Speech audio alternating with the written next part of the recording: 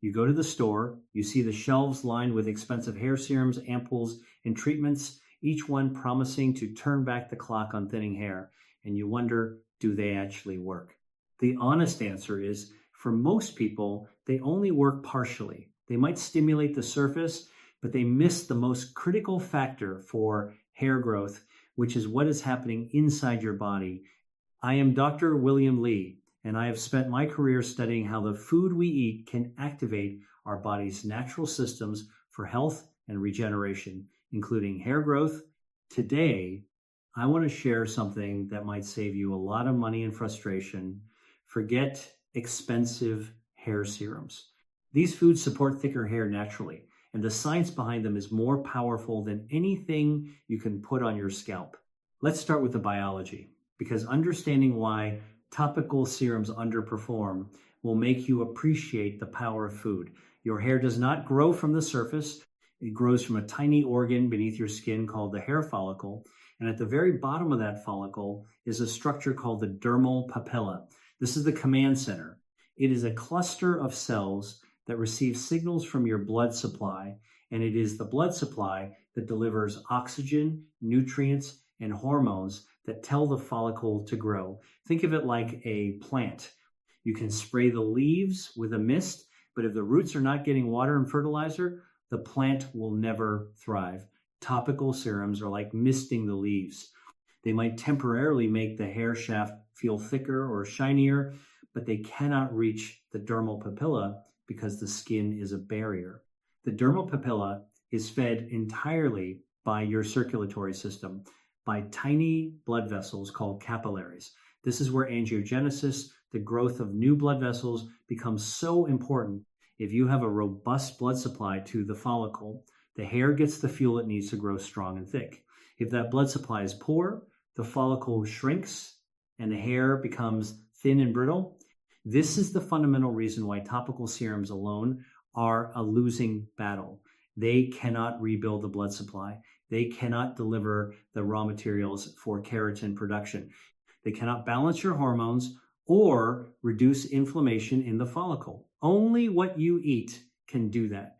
The nutrients you consume are broken down, absorbed into your bloodstream, and then carried directly to the dermal papilla. That is the only path to truly support thicker hair. So let's talk about the specific foods and the bioactive compounds they contain that research shows can make a measurable difference. The first food group I want to highlight is fatty fish, like salmon, mackerel, and sardines.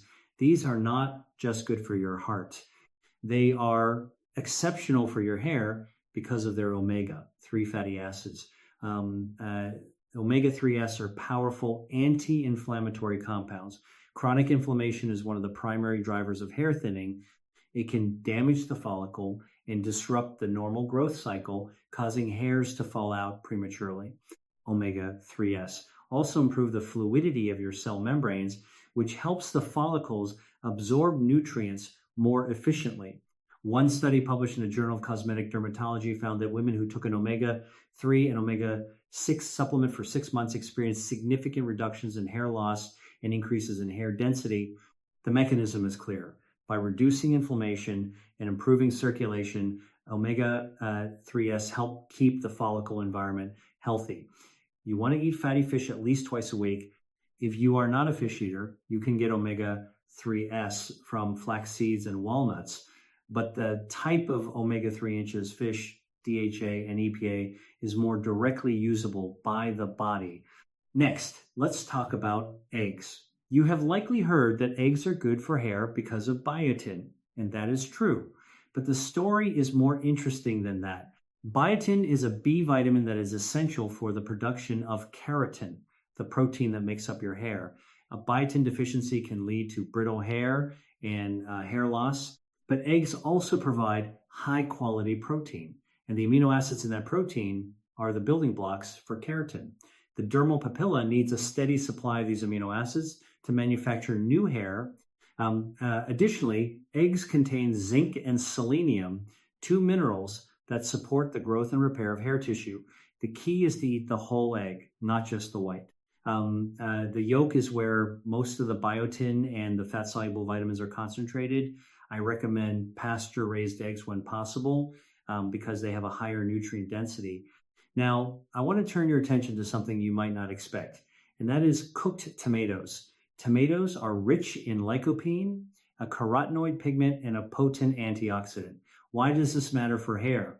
Because your hair follicles are constantly under attack from oxidative stress caused by free radicals, from the environment, from UV radiation, from pollution, and even from your own metabolism.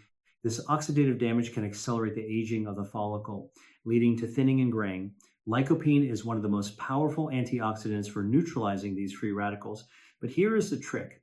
Lycopene is more bioavailable when tomatoes are cooked, especially when cooked with a little fat like olive oil. So a tomato sauce, a tomato soup, or a roasted tomato dish will deliver far more lycopene to your bloodstream than a raw tomato. And once that lycopene is in your circulation, it can reach the dermal papilla and protect the follicle from oxidative damage, helping to preserve its function.